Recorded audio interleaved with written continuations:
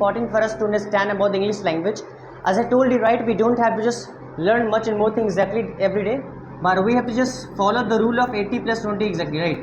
80 and 20 rules. It's quite effective for us to understand. बहुत ही important समझना है, बहुत ही बेहतर होता है एक रूल जिसको हम कहते हैं 80 and 20 rules. These rules are actually quite amazing for us to understand. Now, सबसे पहले एक्चुअली इंग्लिश स्पीकिंग जो कि आपको वर्ड्स पढ़ने हैं, रूल्स पढ़ने हैं और बाकी सारी चीज़ें पढ़नी हैं.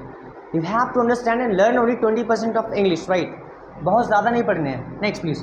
इन 80% actually you have to just practise it a lot. आपको बहुत ज़्यादा अभ्यास करना for speaking now, because already have told you now for learning anything और for speaking we need to just follow the 3P rule exactly. हमें 3P rule को follow करना है. And I told you the 3P rule exactly, that is all about the practice. क्या बोलते हैं उसको? Practice. The second one is also we have practice. Next one we have also practice. It means that again and again actually you have to practice over the rules, over the topics, over the words for using in the life, right? So you all have to understand about the practice. Class में हम एक बार बताते हैं, इसके बाद आप घर जाते हैं, घर पे आप डिस्कस नहीं करते हैं. तो that's what actually I want to take that. Practice in the classes first of all. Second time you go at home and practice at home. Third time come in the classes and then deliver these speeches, debate. That will be the third time of your practice. So it will be very better actually for us to understand. I hope that आपको practice का concept normally समझ में होगा कि किस तरीके से हमें करनी है. ध्यान देना, कहते हैं कि practice makes someone perfect. So for improving ourselves, for enhancing ourselves, for developing ourselves, for growing ourselves, we have to just understand the power of the practice which I have written on the whiteboard. Now for the time being exactly I'm talking about, कल हमने तो आपको एक debate करवाया था, that was actually हमारा कहता है joint family versus nuclear family, है ना. This was the debate actually for fighting, that we are fighting on this topics. It was quite amazing and better for us to understand about the joint family versus nuclear family. But ये चीज़ पे समझना बहुत ज़रूरी है कि इसमें हम क्वेश्चन कैसे करें.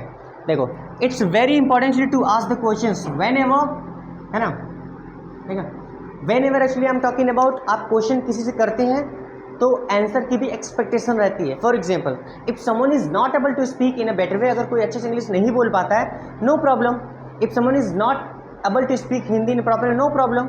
If someone is not able to speak in different language, no problem.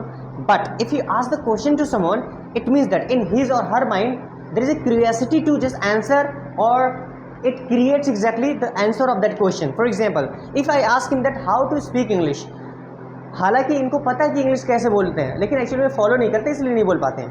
And we know many thing that how to do, but we don't do actually that. That's why it is not successful. For example, अभी इनसे पूछूँ life में हम सफल कैसे हो, ये बता देंगे कैसे ऐसे होना है. इनसे मैं पूछूँ बिजनेस को आगे कैसे बढ़ाएं, ही विल टेल दैट ऐसे से बढ़ाएं, है ना. If I say that to him कि अपनी बॉडी को कैसे बनाएं, बता देंगे कैसे होना है. अभी आप मुझसे पूछो कि हेल्दी कैसे होना है, मैं बता दूंगा, लेकिन मैं खुद हेल्दी नहीं हूँ. समझना इस तरीके से. So it means that we know even, but we don't implement in life.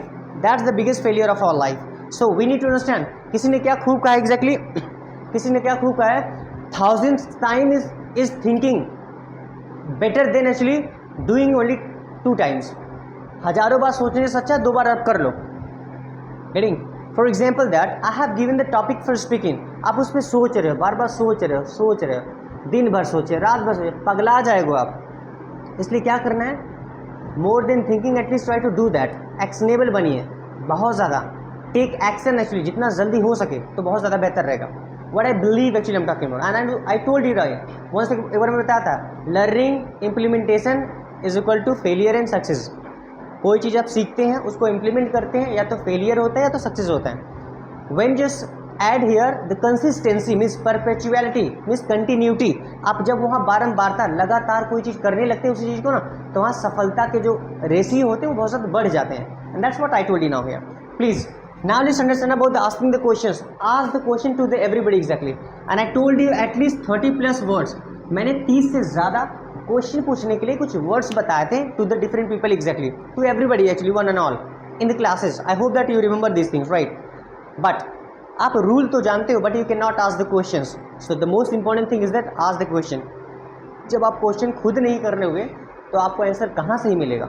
जैसे मैं कहता हूँ okay tell me about nuclear family, मैंने क्वेश्चन पूछा, अब ये बताएंगे, लेकिन मैं क्वेश्चन नहीं पूछूंगा, मैं डायरेक्टली कहूँगा चलो आप बोलो न्यूक्लियर फैमिली के बारे में. थोड़ा सा अजीब लगता है, मैं प्रूफ करके दिखाता हूँ. When I call you on the stage, मैं कहता हूँ चलो कोई एक स्पीच दे दो, आप कहते हैं सर समझ में नहीं आ रहा किस पे स्पीच दूँ, कहते हो कि नहीं.